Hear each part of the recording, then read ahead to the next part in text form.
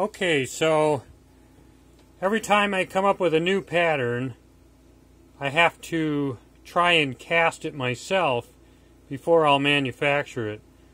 This should be a fairly simple one. It's about a 9mm band, fairly thick, and so I'm going to sand cast this in copper.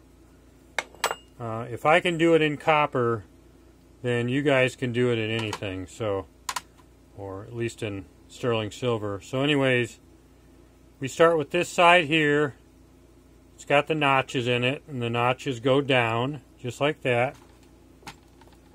I'm using my own clay, Craig's casting clay.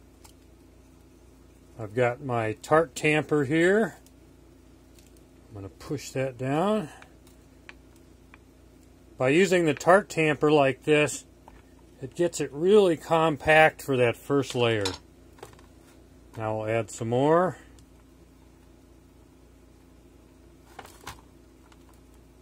And now if you want, you can take something, a hammer. You just don't want to hit the flask since it's aluminum. I mean, you could dent it. Okay, at this point we want to scrape that off. Something flat like this works good. Now you can see by using the tart tamper, it pushed it all the way to the edge. And that's why I'm using that now.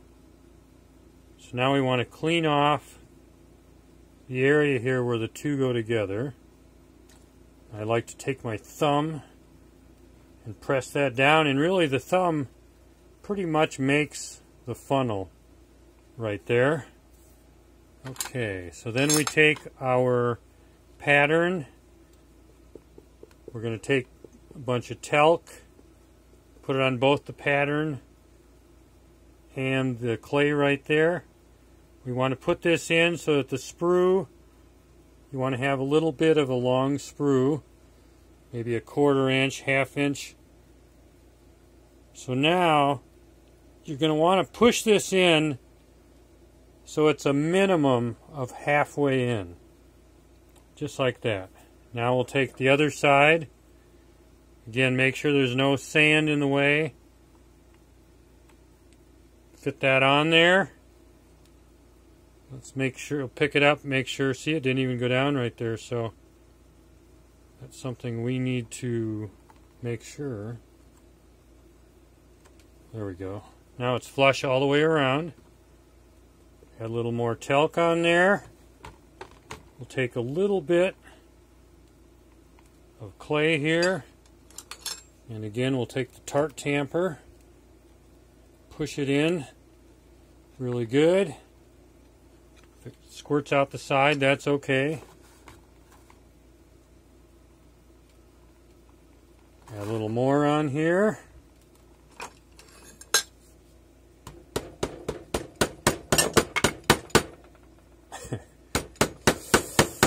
Okay. This little guy here, I keep him in my shop, and he just did a dive into my video here. Okay, so we scrape that off. Now at this point we can simply pull this straight apart, and we have a good impression on that side. So we'll start with this side, and again, if we take the thumb, we can create the funnel. That's what I love about this new clay. It's just, you push it down, it stays right where it's supposed to stay. Let's see, then what we'll do, if you got a little round tool, kind of come in and round off those edges right there. Make sure there's no sand in this groove. Blow it out if you have to. There's one side. Now we'll do the other side here. Just need to kind of loosen that up. A little pocket knife works good.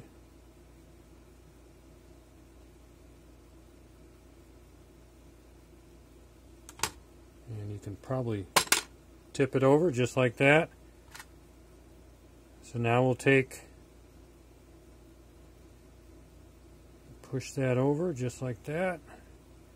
I like everything to be rounded, because when things are rounded, it doesn't break away when the molten metal hits it. Okay. Now I got a toothpick around here somewhere. First thing we're going to do is clean these out.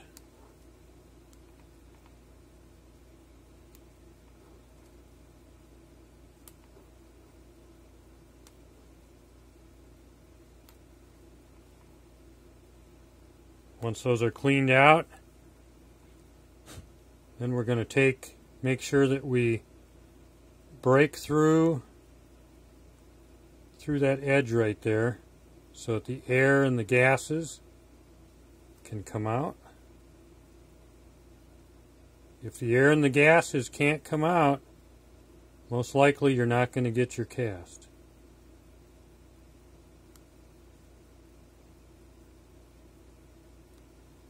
Just like that.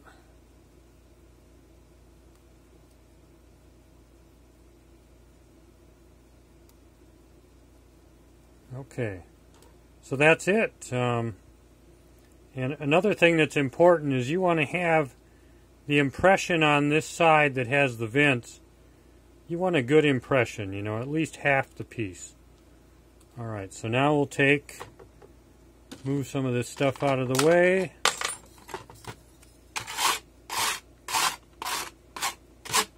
Move the clay out of the way. Grab the AccuPore. We're going to line these up, push them together. I like to have the short side facing out towards the end of the AccuPore.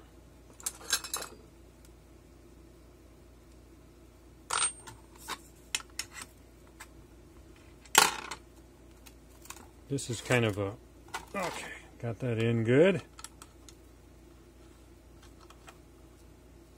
Alright, just like that. So now, hopefully I don't run out of space here on my phone. If it does, we'll do 2 videos. Alright. Come on, torch.